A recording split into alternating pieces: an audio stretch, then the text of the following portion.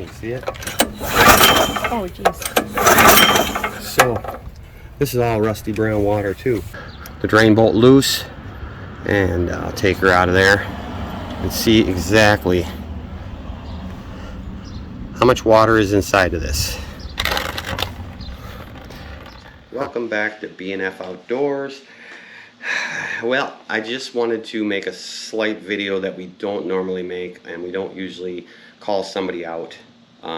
We usually handle it in a different situation, but we have I feel like our hands are tied. Yeah, we have received our access from Eastonmade, and it's been a heck of a journey, let's put it that way. And we wanted just to call out how our journey went, so anybody else getting one would have a better expectation of what to expect. So I've got a lot of documentation here, and I'm going to read through it quick. I don't want to bore you guys, but stay tuned for the video after this, because that's where the real fun.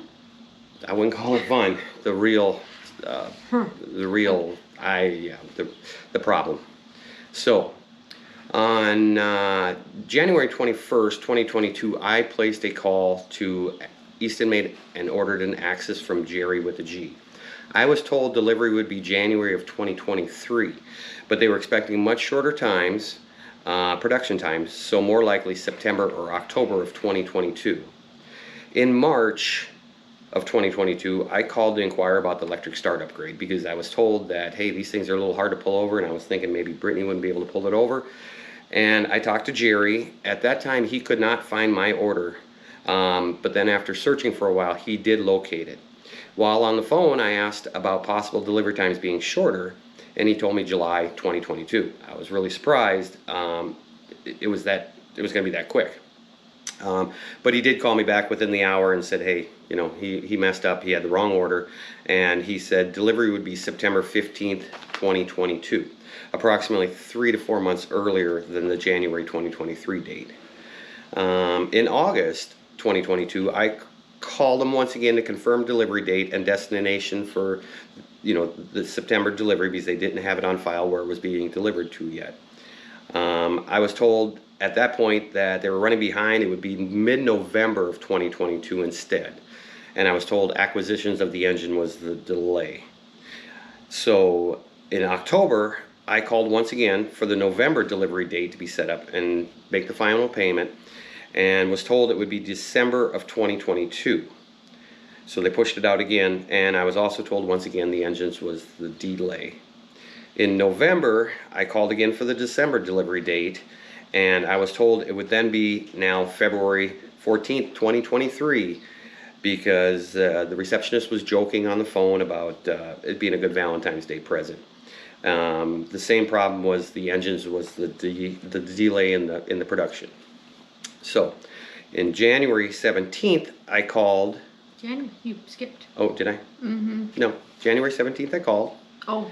2023, and I was told it will now be April of 2023. I was informed that the acquisition of the cylinders was now an issue, and issues with their new system was the delay, but supposedly they have the bugs worked out.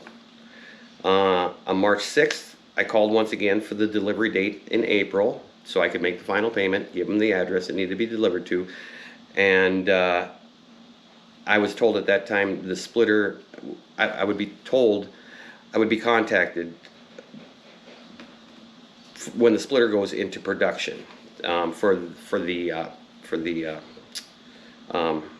final payment. They don't take final payment until the splitter goes into production. On March 23rd, I did not receive any contact yet, or for payment or anything like that. And while I had the receptionist on the phone, she says, well, I'll take all that right now. Send a cashier's check or a wire transfer to the Eastonmade bank account. She did provide that in an email. So on March 27th, I called after I sent the payment. Brittany had sent it via wire transfer, which was $50 for out-of-country wire transfer. And I called and said I had sent the payment, and she said, well, they might take a day. So. But on March 28th, I did receive an email from Eastonmade saying they did receive the payment. I called on Eastonmade on April 18th to confirm the April 19th delivery date, which, you know, they had set back from the 10th to the 19th, and was told the splitter was not in production yet and not in the assembly process either. I was informed at that time that it was an unknown estimated delivery time. On April 24th, that was the first contact I received. On April 24th was the first contact I had ever received from Eastonmade, informing me the wood splitter has not been put into production yet due to running behind schedule a few days, but my machine should be heading into assembly by midweek. Once it has been completed and scheduled for shipping, I will be contacted again by someone else, letting me know that the machine was made and it was going to be ready to be shipped out. On May 3rd, I called to inquire as to the delivery date of the Axis and was informed it was completed and waiting on the shipping company to pick it up. I will then be contacted by the delivery driver for a time and date when it will be delivered. At this point, it's been 16 months already since the initial time when I had placed the order. During this time, all 16 months, Eastonmade had never called me, emailed me during the whole process, with the exception of the one email on April 24th. It seems like if you place an order with them, you, the customer, must place all calls inquiring about the product. You will not be contacted by them, and from what I've seen from other customer complaints, it's the same issue. On Friday, May 5th, I received a call from Eastonmade stating the machine has loaded and left the factory. The trucking firm called me on May 8th, which was just last Friday, a week ago, informing me the machine will be delivered on May 9th, somewhere between 10 and 11. On May 9th, the machine was unloaded at my place of business. It came on an enclosed semi-trailer. It was one of those rollback type tarp semi-trailers, and I signed the paperwork, and away they went. During this time, October, November, and December of 2022, we witnessed multiple YouTube channels receive a free splitter to use on their channels, which I was told was Andrew's decision when I inquired about it at Eastonmade. Why are these other people getting splitters when we're waiting for ours? Getting them for free, to borrow, to use, with no charge to them. And these same splitters utilize the same Briggs & Stratton Vanguard 14 horsepower motor, and one in particular uses the same hydraulic cylinder as the Axis, 14 ton. These are the two items that I was told was holding up production of the splitters for months. I understand the advertising that he gets from being YouTube, you know, these YouTube content creators, but I mean, it's just seeing the individuals receive the machines without placing an order and waiting a year or longer leaves a bad impression that Eastonmade only cares about the individuals who can bring them more business, which they're obviously unable to handle, not the customers that are paying for the machines. During this time, from the time we had placed the splitter order, we had, for an example, we had purchased two Honda 2022 dirt bikes. We had a 3.5 week wait time to get both those. We got those in July of 2022. We bought a 12-foot enclosed trailer, ordered and received, had a 2 weeks wait time. Two 2023 Honda dirt bikes, we ordered those. We had a 3 weeks wait time to receive those, and we got those in January 2023. I bought a pickup truck. I had a 3.5 week wait time for that. That was in January 2023. We bought a 2023 U-Force utility vehicle. We had a 3 week wait time to receive that. We got that in March. Polaris 2023 Razor, that took 2.5 weeks to receive. We got that in March. Another big example is I work for a very large housing manufacturing company. Our facility only employs 125 people at the production facility I work at, and we produced over 800 homes during the time that I placed my order till the time I got it. And these are not small homes. These are up to 2,000 square foot modular homes, single wides, FEMA homes. We built 125 FEMA homes in that time too. On May 10th, I called Eastonmade on May 10th because I received it on the 9th at home. I brought it home on the 9th, and I spoke with Henry about an issue. Sorry. I spoke with Henry about an issue I had with the engine. That's not an issue. He said he's seen another machine like this, and it was possibly hydrolocked from fuel in the cylinder. And then I spoke with Henry again on May 11th after I discovered the issue, which you will see on the video coming up. It was just bad. Henry says it's not an issue. It's not an issue. The engine has a 3-year warranty. So we'll have another commentary after this, after you watch the video. So we'll be back. Please watch the video and let us know what you think. Thank you. All right, got the beast home and towed very nicely. The only problem is that you can't pull it over. It just won't pull. So I'm thinking, called Eastonmade. I said, I think it's hydrolocked. So I'm pulling the spark plug out to see if it isn't hydrolocked from the transportation. So I'll let you know in a second. Let's see if this is gonna come out easy. There, we got her started. Off there.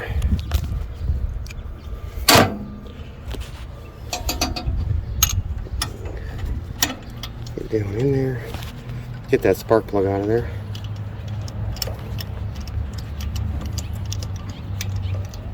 There we go. Now we can see what we're doing.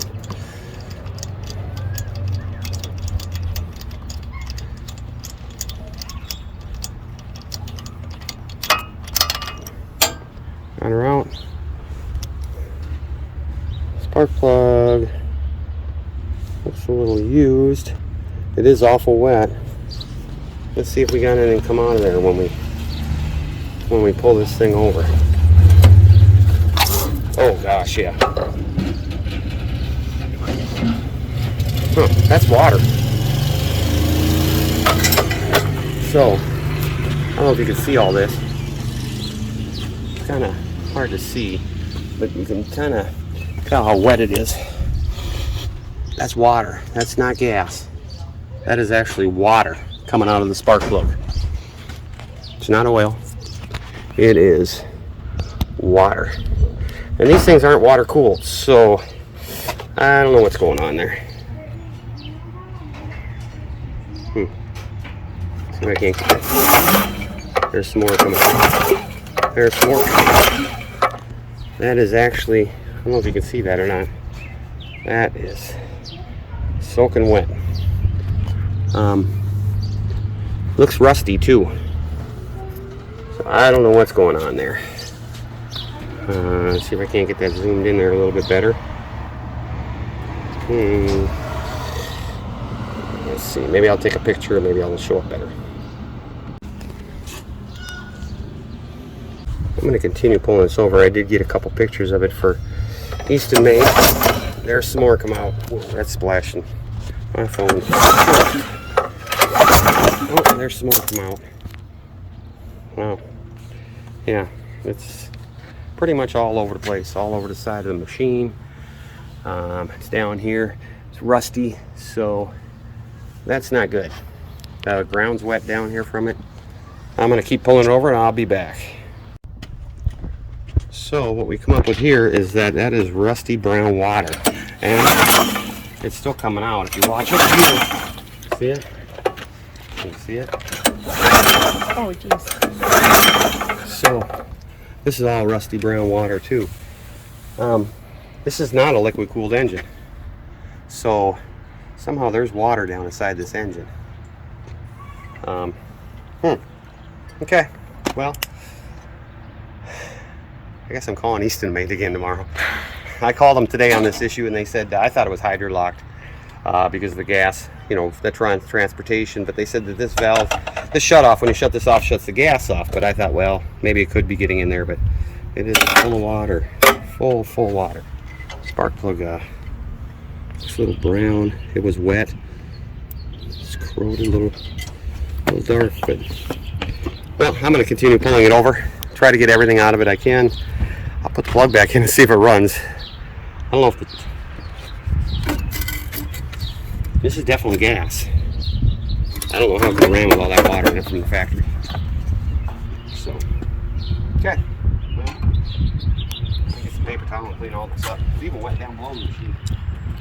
Okay, let's see if this shows up. That's rust. That's all rusty water. So and you can see it puddled up in here. I'll take a dry piece and I'll puddle it up in here where it'll come squirting out. It's not oil. It's not gas. There's no smell to it. It's just rusty water. Okay. This might require a new engine.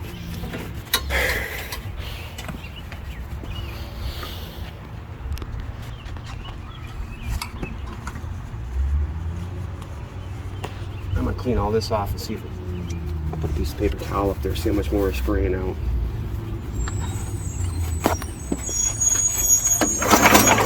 Oh, careful. Thanks. Careful. Careful. If you come over here, you can see it.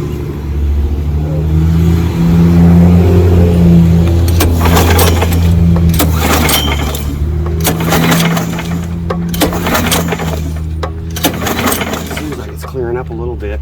That's why we didn't get it to pull over before. It's full of water. Now I'm gonna check the oil and stuff on it. See what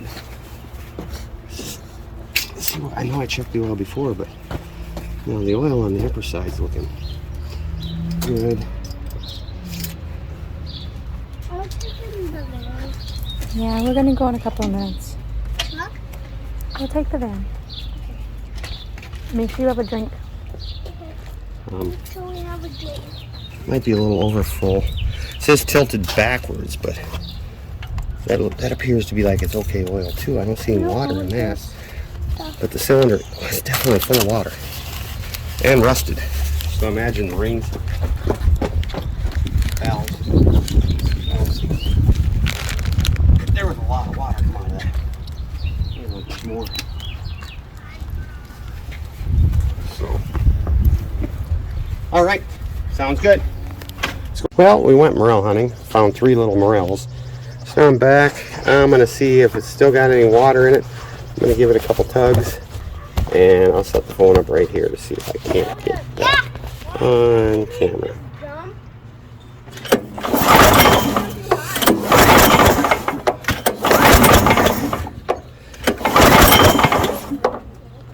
That is orange. I don't know if you can see that on the paper towel, but it's still, whoops, it's still coming out. I can't see it very well, but yeah, it's still coming out wet. And I'm gonna keep pulling her and see what happens here.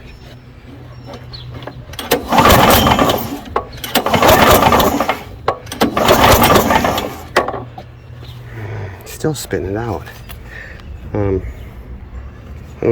don't know if I should throw the plug in and start it up or not, but we'll see what happens.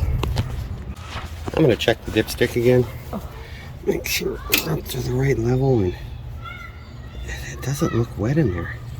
So I don't know if it was all sitting in the cylinder. It's rusted though. The cylinder is rusted, but this is not rusty water coming out of the cylinder. So I'm gonna put it back together and just see if it'll start up. It smells like gas. Smells like gas. So It smells like gas. yeah, but what's coming out of that was not gas. No. Definitely not. So all right. Well, I'm gonna put it back together. It's got water down in here. We're still blowing out some water.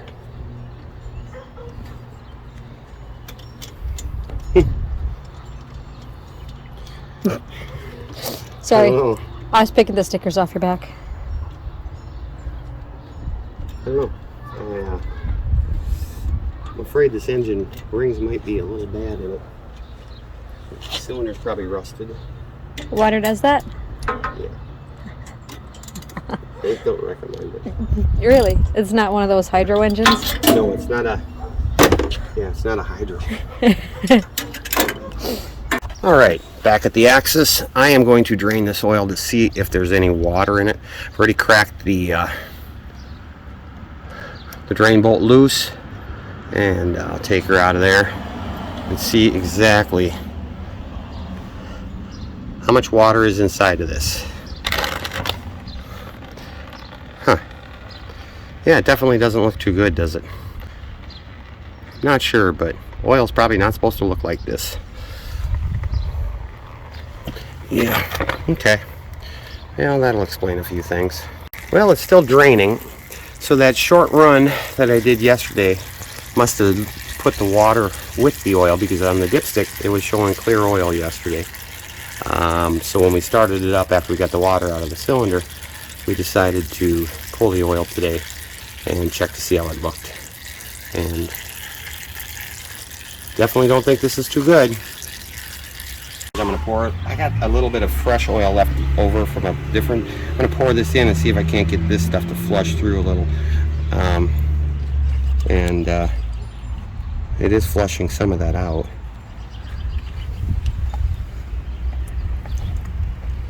Yeah, so there. That's all I got right now, though. For right now, until I pick up some more oil. So, that'll be okay. Sure. Right, it's fine. Water's totally okay for gas engines. It's a hydro engine. Oh, that's right. It's a hydro. Well, I mean, if it's It's hydrogen. hydrogen, yeah, Hydrogen engine. yeah, not the H2, not the H2O, right? Yeah.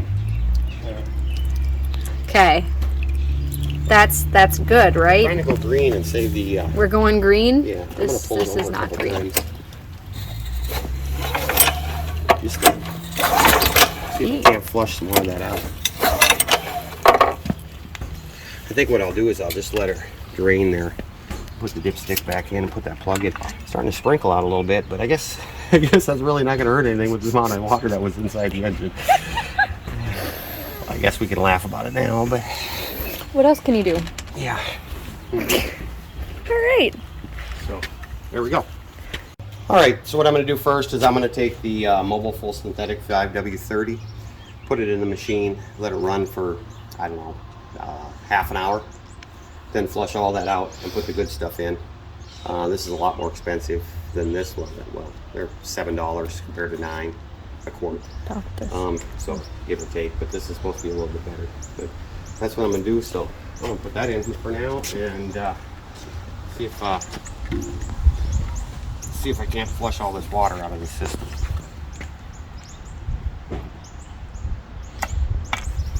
I don't think we have to really record this, do we? I don't know. You don't think it was coming down with the water wasn't coming in through here, like you said before? I opened that up. You opened that and up. it was dry in there, and there was no water spots, and the filter was dry, and Oh, it I missed wasn't that. coming through the air breather. No. Okay. I know that's what you said last night. I thought maybe. Well, I think I don't know. I'm beginning to think since what was in a covered semi. I know. I heard you. So, I mean, really, how was it going to get in here? I mean, it was what they call a rollback. They roll the tarps back and away you go. It's supposed to take between 28 and 32 ounces.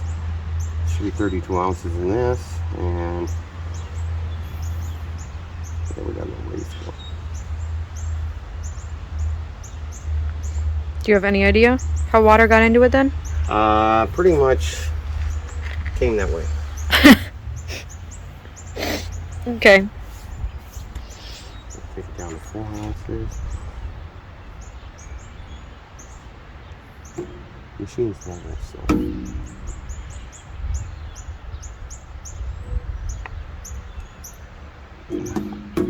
That should be good there. Hey, it's not coming out the overflow. Was it supposed to? No, it was coming out when we got it. Oh. Because the water was all at the bottom.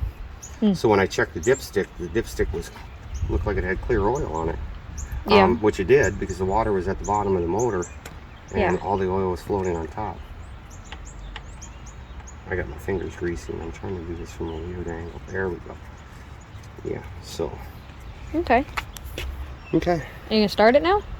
Yeah, I'll start her up and I'll check the level amount afterwards.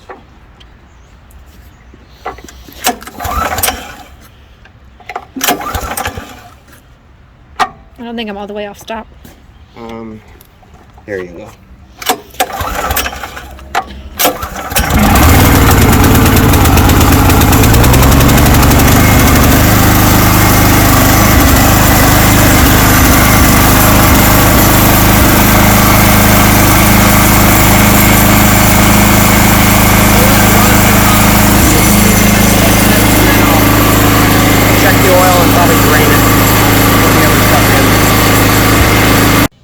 So this is the oil I took out. And it's also got a quarter quart of oil mixed with it. That was fresh. I think the fresh stuff's starting to sit on top now. Yeah, alrighty. There we go. Now that you've seen the video, I can tell you what happened exactly. We don't know how the water got in there. But speaking with Henry, Henry says this water is not going to hurt this engine. The rust is not going to hurt the engine. It's fine because it has a 3-year warranty through Briggs & Stratton. Now, in my opinion, Briggs & Stratton are not responsible for water in that engine. And the longevity of that engine has been compromised. I have recently spoke with the Briggs & Stratton authorized dealer in our area. He's only 7 miles from me.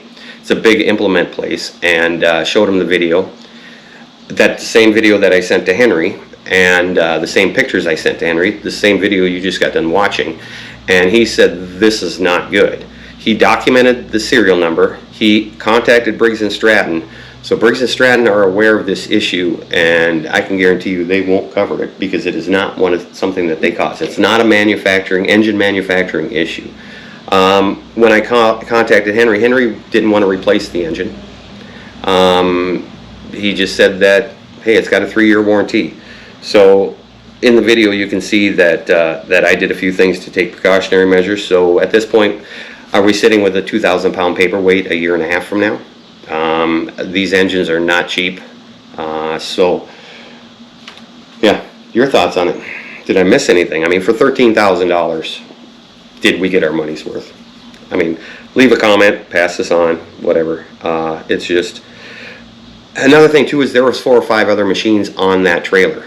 So don't know if any of the other machines had this issue. The engine was manufactured, it's got the manufacture date on it of July of 2022. So that engine is pushing close, it's 10 months old. We don't know where that engine's been, but to my understanding, I would have thought Eastonmade would have ran that engine before it left the factory to make sure the hydraulics worked, which I'm sure they did. So how did that much water get into that engine during transport in a covered semi? So that's our issue that we're running into with this whole dilemma of the Eastonmade axis. And it was stored inside. And it was stored inside. Since I've received it, it's been stored inside. Well, not since I received it. Since it was sent to my place of business, it was stored inside overnight, and I brought it home the next day and immediately pulled the plug because I couldn't get it to pull over at the factory. Some people wanted to see how it ran, and I couldn't pull on it. So we thought maybe it was hydrolock because it does have the gas shut off on it. When you shut the engine off, the gas shuts off, but it might not have been shut off all the way during transport, and we thought that the fuel leaked down. Henry thought the same thing. Fuel leaked down in the cylinder and caused it to basically hydrolock, I guess you could call it, from fuel. So Hydrolock from water. yeah, it's not a Hydro engine. yeah. So I mean, we can only laugh and smile about it because when we've had this much problems and this much delay with that much cost out of pocket, and now we have a machine that, you know. Well, it's compromised. It's not very going to compromised. last as long as Yeah. it's supposed to. You can't have water in an engine and water go. It's not wasn't like just a little bit on top. It went down through the oil, and there was a lot of water in the oil as well. So it wasn't just a little bit of water. It was Yeah, it was a lot. It was a lot. It was enough to rust the cast iron cylinder walls and the rings inside the engine. So leave us a comment. Let us know what you think. I don't What know. are your experiences with Eastonmade customer Yeah. service too? Like if It's we're just catching some weird short end of the stick, or Yeah. if this is pretty normal. yeah. So, all right. We appreciate it, and you guys have a good day. Thanks, everybody.